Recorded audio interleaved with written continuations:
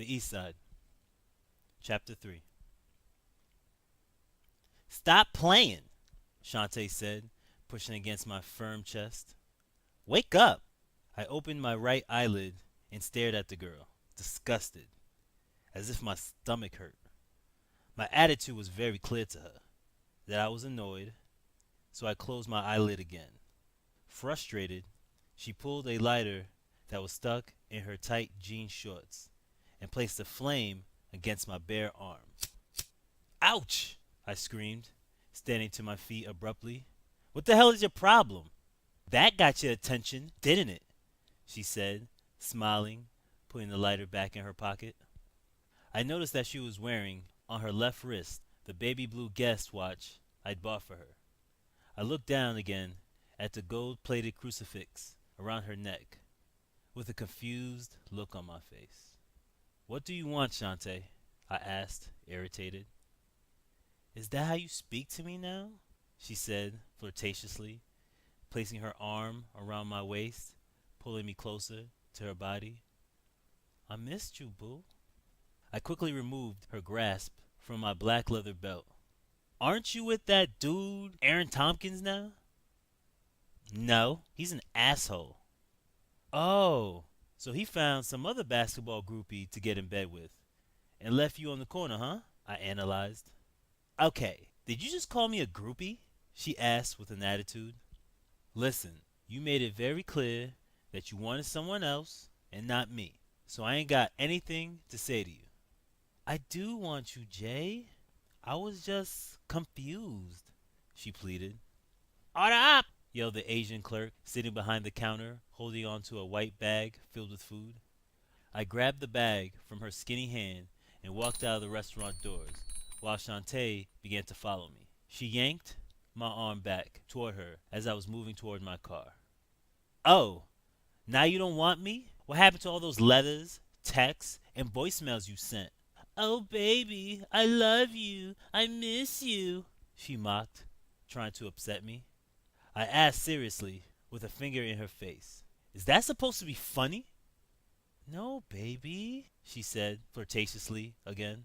I'm just asking, what happened to all those feelings you had for me? They left with Aaron Tompkins, I snapped back. What, you jealous of him or something? He's going somewhere and you're not? I told you I'm sorry, jeez. Everyone's allowed a mistake, she said, defending herself. You know what? What? I am jealous of Aaron Tompkins. He got the pussy and didn't have to date your ass for 4 years to get it, I snapped at her. Hold on. Did you just call me a hoe? She asked angrily as her baby blue nails on her hand pushed back her extensions. I rolled my eyes and proceeded back through the parking lot as she continued to follow me all the way to my car door, then pushed my back against it.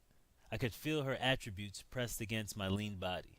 She wrapped her arms around my waist again and started pressing our bodies even closer together to tempt me. I know you're upset, babe, she said calmly, trying to kiss the side of my neck.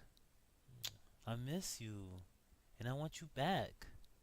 You remember all the good times we had? I admitted to myself that slowly I was falling victim to her charm. Her perfume allured me closer to her attractive body. I reminisced about all the times we had together and all the strong feelings I did have for her. As I slowly looked down at her, I stared into her sexual gaze. My lips began to move slowly towards hers, approaching closer and closer until our lips touched for a moment. But I quickly detached our lips as I could feel her gold crucifix around her neck starting to brush against my shirt. I pulled her away and stared at it, a piece of jewelry that I had seen before and was very familiar with. I gotta go, Shantae.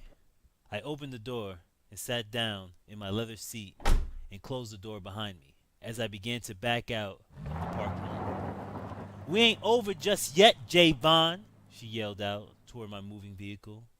You'll be back. No one dismisses Shantae Washington. Women, I muttered to myself. What a day. I reached my quiet apartment, exhausted by my long day. I turned on the TV and ate my Chinese food on the couch, watching some sitcom I'd never seen before. My sister was asleep, and my father was in his room studying a newsletter for work. He was a manager for a construction company and always had to stay up to date on new projects. He overheard the commotion going on in the living room and walked out of his bedroom as I was washing dishes after my meal. The loud television must have interrupted his intense concentration, I thought. He heard me in the kitchen, so he walked in and stood directly behind me as I was cleaning all the dirty cups and plates in the sink. "You're home late tonight," he said, crossing his big arms across his untrimmed chest. "Don't you have work tomorrow?" "Yeah," I answered, still facing the filled sink. "I had to do community service." "Yeah, well, you shouldn't have been getting into trouble," he scolded as I rolled my eyes, still looking away from his direction. "I don't want any bums in my house. You need to start thinking about your future and stop hanging with those loser friends of yours." I continued to wash the dishes, unfazed by his attempt to start an argument. He stared at me for a moment as my back remained turned to him. Drying off the cups and plates, he eventually became wary of looking at me and went back into his room.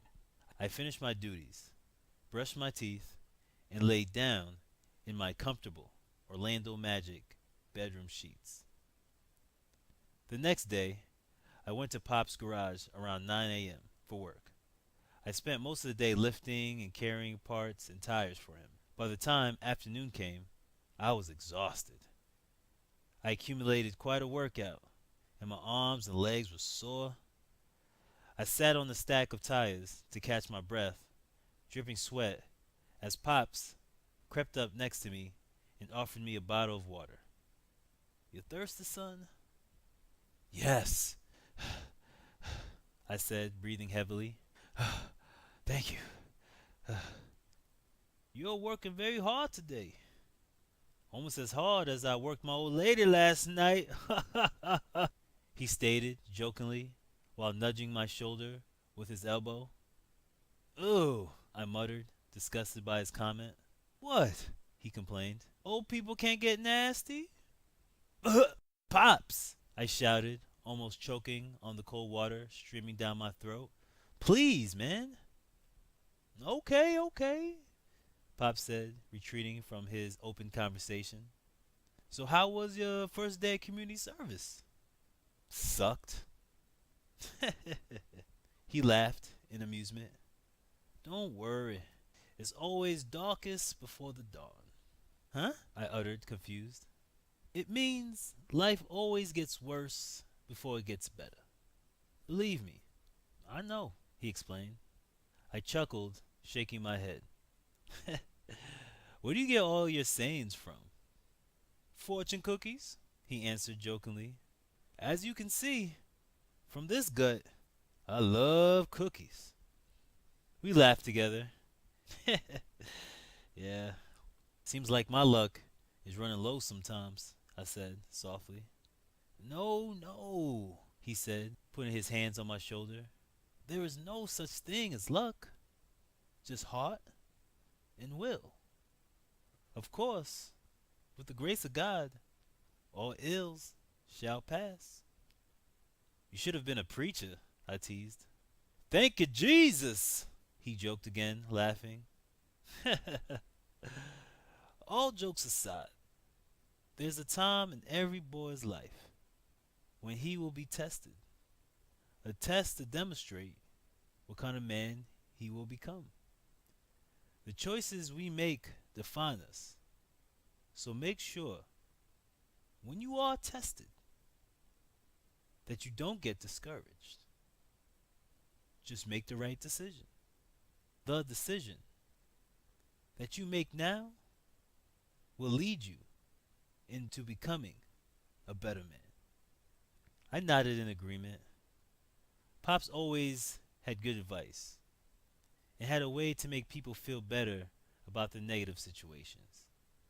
I cherished all of his speeches and advice, even though I did not show it to him. So, when are you going back? Pops asked. Tomorrow morning.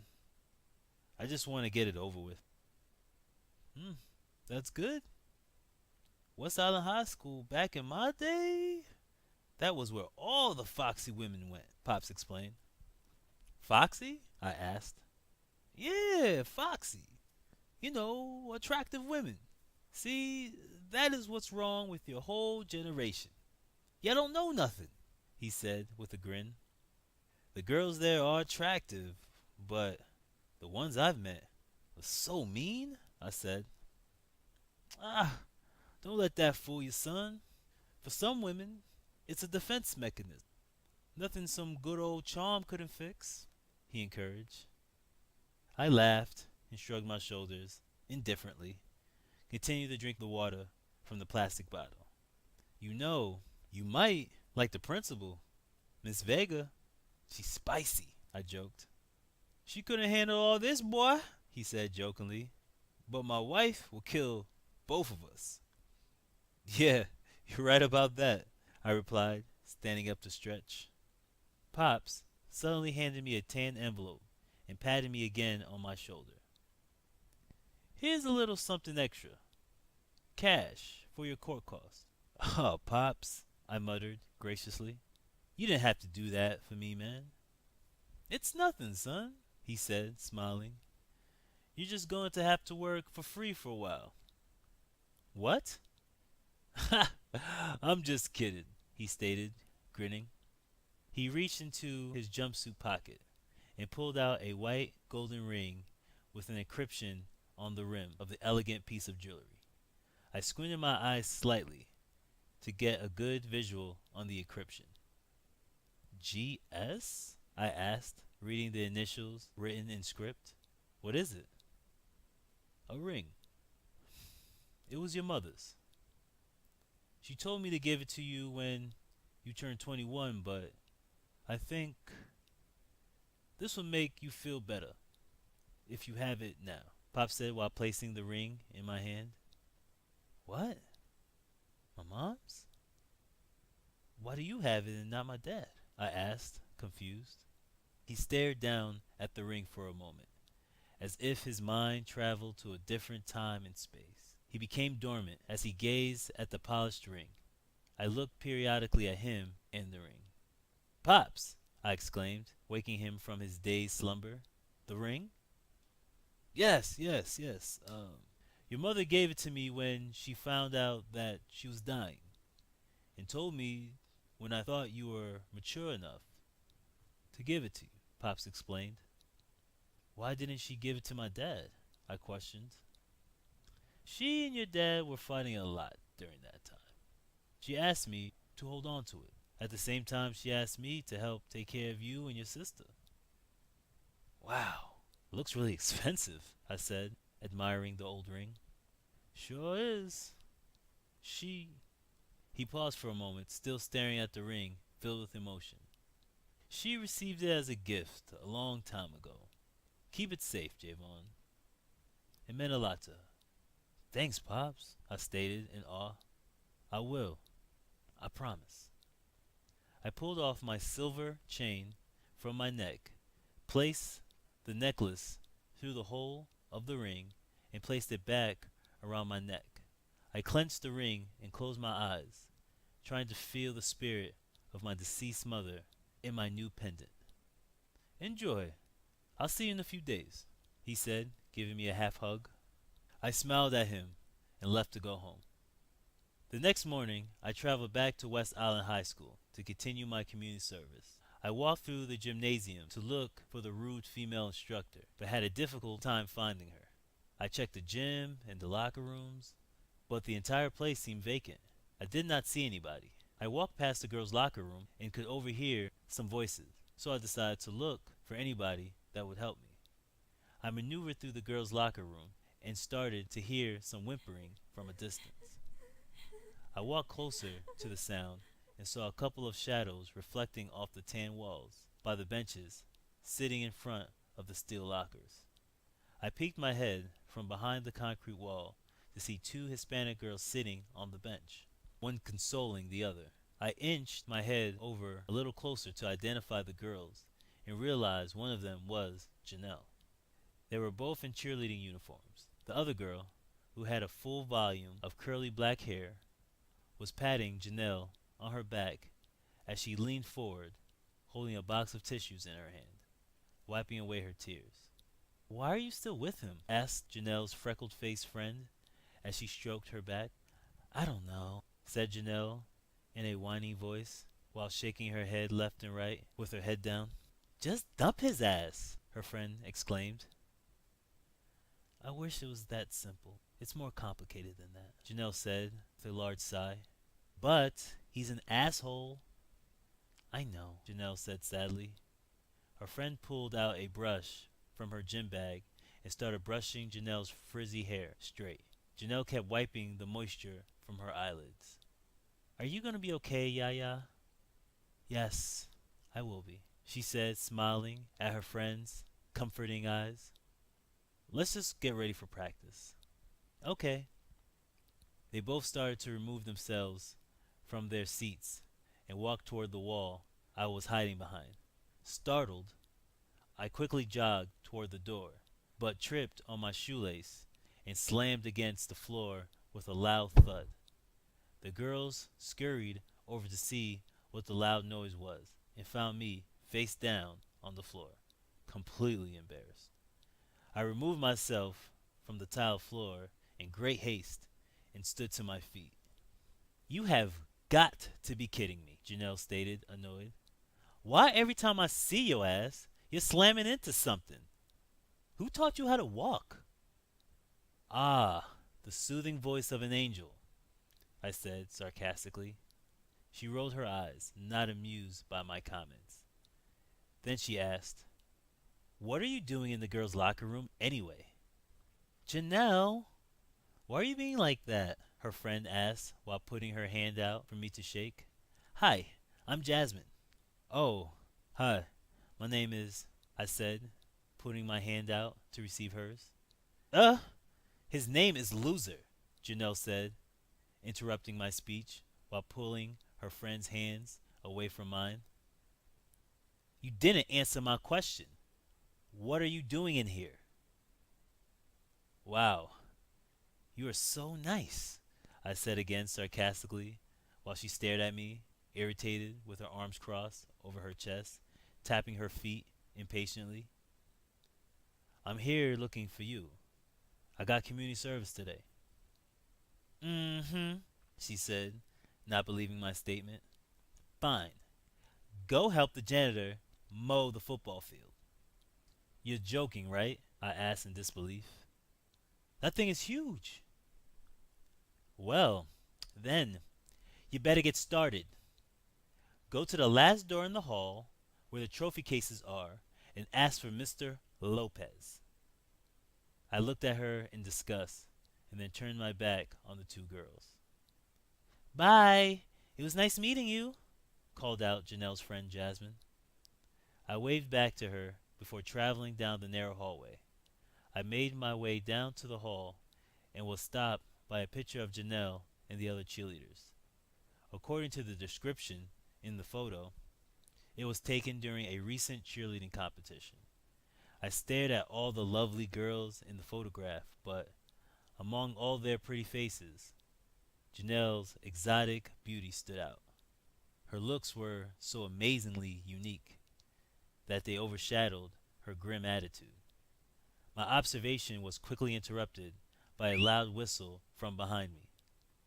I turned around to see Janelle with her arm extended and pointing toward the direction of the hall, where I was previously directed. She continued to point her finger out toward the janitor's room in a motion for me to move faster. I looked at her, annoyed, and continued down the hall. I reached the dark green door and knocked with no response, so I knocked again. Finally, an older bearded Latino man opened the door. He had a brown receding hairline with shades of gray and was dressed in an olive green colored jumpsuit. "¿Qué pasa?" he asked, not knowing I did not speak Spanish. I'm looking for Mr. Lopez, I said. Si, I'm Mr. Lopez, he said in a strong, accented voice. I'm here for community service. I'm supposed to help you mow the football field today. He laughed and waved his hands to follow him as he closed the door behind him.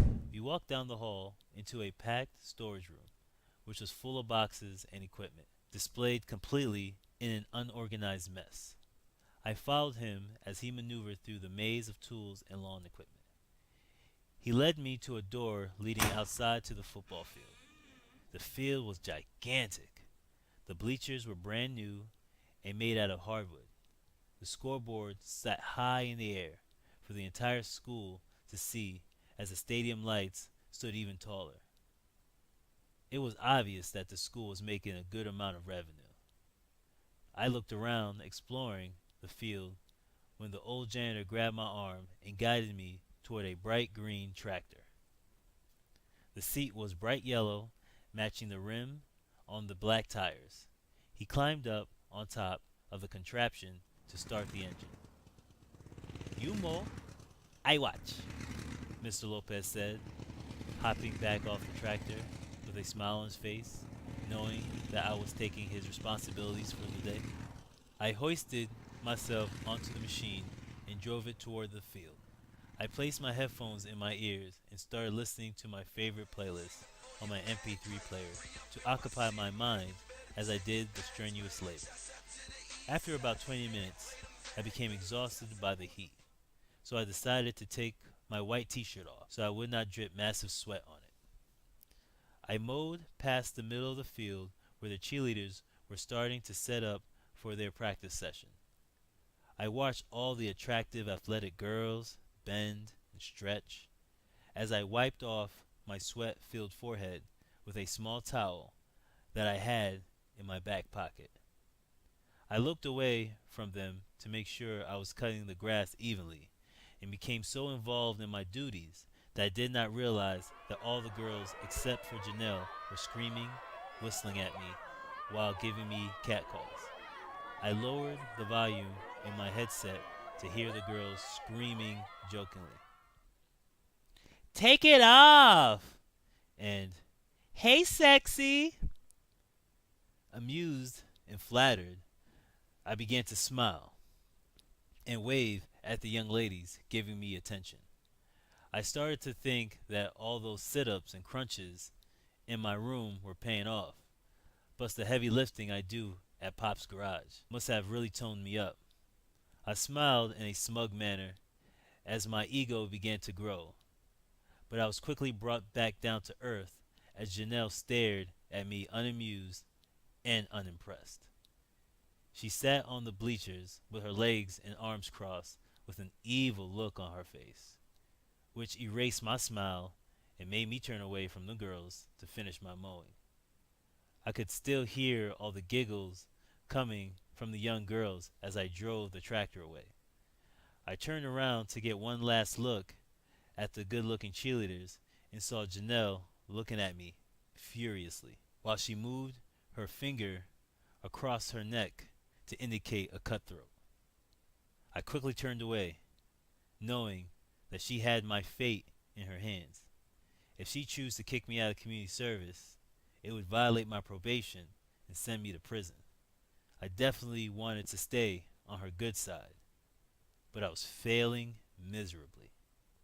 Once the field was finished, Mr. Lopez took me to help him do some more activities, which included helping with the gardening, removing trash around the school, and helping move equipment around the storage room.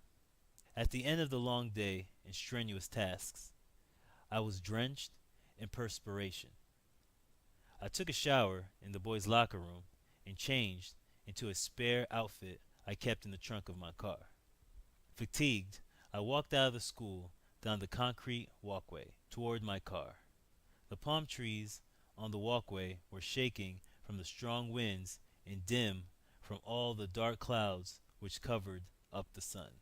I felt little bits of raindrops fall as I got closer to my vehicle. I reached the sidewalk in front of the school to see a young girl with straight dark hair standing in front of me looking at her watch. She was wearing tight jeans and a leather jacket, carrying a large purple bag. I stared at her round peach shaped derriere as I approached her. Impressed by her hourglass figure, I decided to invite myself into conversation.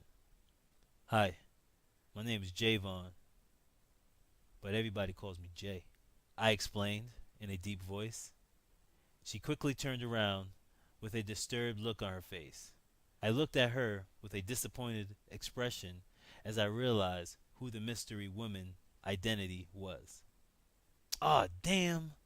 You again, I said, annoyed. Who did you think it was? Janelle said, irritated.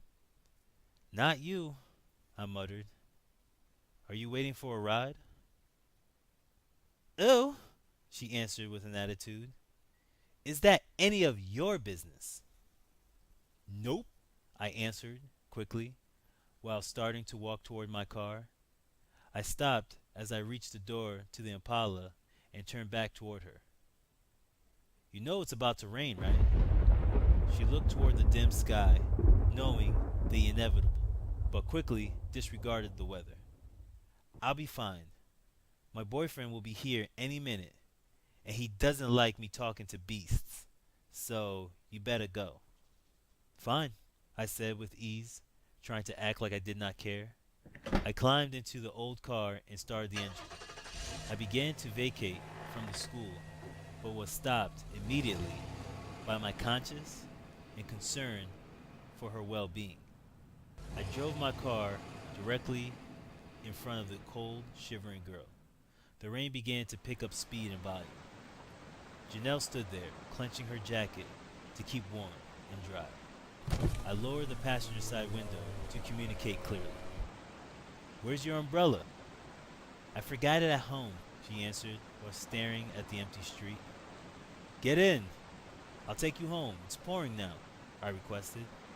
She continued to look down the street to see if her ride would suddenly appear, and had a look of disappointment when no cars came. He'll be here in a second, she answered. Come on, I pleaded. No, I'll be fine, she said, sniffing from the bad weather and emotion. Just go. Nope, I said, turning off the engine to my car. I'm not going to leave you out here by yourself in the rain. The girl's already left, and so did the janitor. I really don't care if you don't like me, but I'm not going to leave you stranded. She sighed while looking at me. I told you, I'll be fine. You can't stay here. My boyfriend doesn't like beasts, and if he sees you here, there's gonna be big problems. I guess there's gonna be big problems then, I said, stepping out of my car into the rain. I guess we'll both get rained on. She looked at me, then down the street, concerned that her boyfriend would pull up as I started to walk up next to her. She continued looking down the rainy street, shaking nervously. Okay, fine. Just hurry up, get in the car, she exclaimed. I smiled as she opened the passenger side door and sat down on my leather seats. I climbed into the driver's side and started the engine. She looked forward through the windshield with her arms crossed over her chest. Here, I said as I slowly handed her a towel I had in the back seat. She looked at it strangely and then grabbed it reluctantly.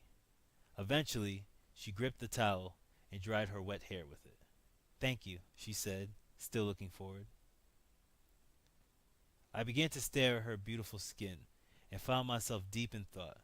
Her full lips were the same color as a dull red velvet cake, and her eyelashes were so long that they looked like her eyes were completely blanketed. I was fascinated by her unique look. My thoughts were quickly interrupted by her snapping at me. Hello, she exclaimed. Are we leaving? I'm on Fifth Avenue and Rose Street. Why do you hate me? I blurted out. She turned to me, shocked by the question. What? Why do you? She asked stuttering, looking at me bothered by the question. I want to know, why do you hate me? Why do you think I. Oh my God! She exclaimed, interrupting herself because of what she saw in the review mirror. What? I asked, confused. Get down! She said, pushing my head low as she crunched down in her seat. What? Why? It's my boyfriend, she whispered. His car just pulled up. Oh, cool. Just tell him what happened, and you can ride with him, I said, lifting my head up over the seat. No, she said, pushing my head down again. Are you crazy? If he sees me in your car, he'll kill you and me. What? Nah, just tell him it was raining and. No! You don't listen, she interrupted. We have to get out of here now. Drive. But drive! She yelled out. Okay, okay, I exclaimed, driving away.